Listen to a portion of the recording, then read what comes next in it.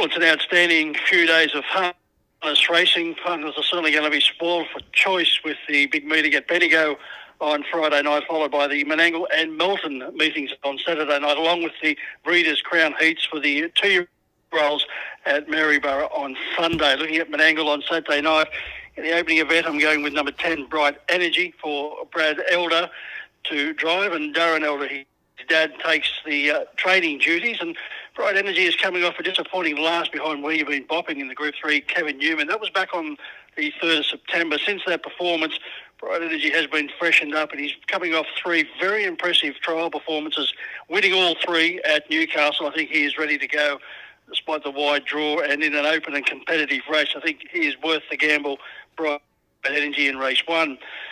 Then over to race 3, I like number 8, Porter Prince. He did win the Carousel a couple of starts back, including in his 4 consecutive wins.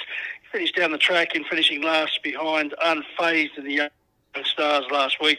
Regular driver Robbie Morris jumps back into the sulky, and I think that will be the winning combination. Unfazed naturally is the danger. Then over to race 6 and number 11, Expensive Ego. Another one coming off a disappointing performance, finishing 7th, 10.5 metres behind Rock and Roll Do in the Victoria Cup a few weeks ago.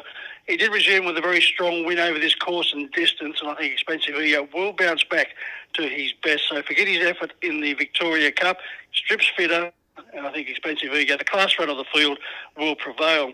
Moving over to Melton on Saturday night, race 6, number 6, Polly put Kettle on, coming off a very solid win.